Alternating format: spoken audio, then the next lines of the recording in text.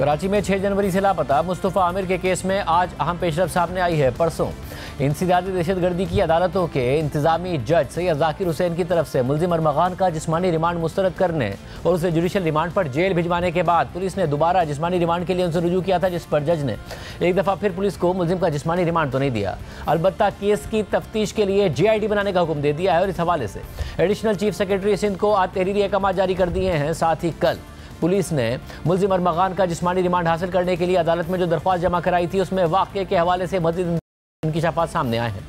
CIA police के inspector अमीर अशफाक हुसैन की जानिब से कराची की इंसदादी दहशतगर्दी की अदालतों के एडमिनिस्ट्रेटिव जज के सामने दायर की गई दरख्वास्त के मुताबिक मुल्जिम अरमगान के 2 मुलाजमीन गुलाम मुस्तफ़ा और मोहम्मद ज़ुहैब से मालूमात हासिल की तो उन्होंने बताया कि जनवरी की पहली तारीखों में एक लड़का रात 9 बजे बॉस के कमरे में आया था और कार बंगले के अंदर खड़ी की थी। बॉस के साथ एक शख्स भी मौजूद था। फिर रात को 2 फायर हुए और बॉस ने हमें ऊपर बुलाया तो कारपेट पर ताज़ा खून था जो हमसे साफ कराया था, लेकिन हमने लड़के को वहाँ नहीं देखा। दरख्वास्त के मुताबिक मज़कूरा दोनों गवाहान की निशानदही पर 11 फरवरी की रात को मैंने यानी सब इंस्पेक्टर CIA ने बंगले के अंदर मुल्जिम अरमगान के कमरे का मुआयना किया और कारपेट को जिस जगह धोया गया था उसके अंदर और निचली तरफ निशानात मौजूद थे और क्राइम सीन यूनिट दरख्शां की टीम ने वहाँ से खून और कारपेट के नमूने ले लिए। इसलिए मुल्जिम की दरख्शां थाने में फिजिकल पुलिस कस्टडी की इजाज़त दी जाए।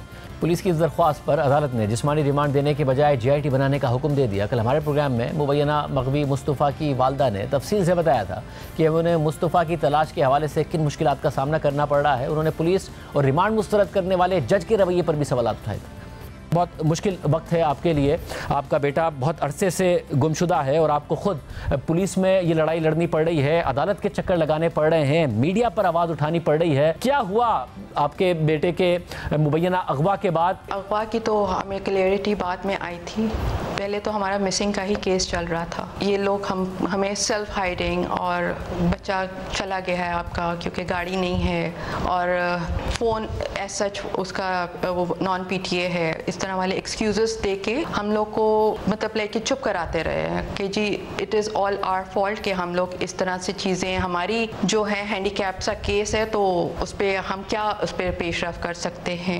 ये पुलिस करती है? मैं जी फ्रॉम 6 till 24 मैं कभी दरख्शां थाने कभी गिजरी थाने के सिर्फ मेरे चक्कर थे और उनको बताने के लिए प्लीज़ CDR आप लोग निकलवाएं, IPDR निकलवाएं। इसी दौरानिए में मैं दोस्तों से राब्ते करती रही और कई दफ़ा अरमगान के साथ इसकी रिफ्ट्स की मुझे जो है वो इत्ला मिलती रही। दफ़ा को कई दफ़ा ये धमकियाँ दे चुका हुआ है। हमने शुरू में ही नॉमिनेट भी किया था। 24 तारीख को इसी बच्चे की बात करते करते मेरी से कुछ इस तरह के सिलसिले चले कि उसको लगा कि मैं शायद फंसने वाला हूँ। मतलब इतने हाईटेक हमारे किडनैपर्स कहाँ से हो गए हैं कि वो ये अमेरिकन सिम से जो है आधी रात में जो है मुझे कॉल करना शुरू करें।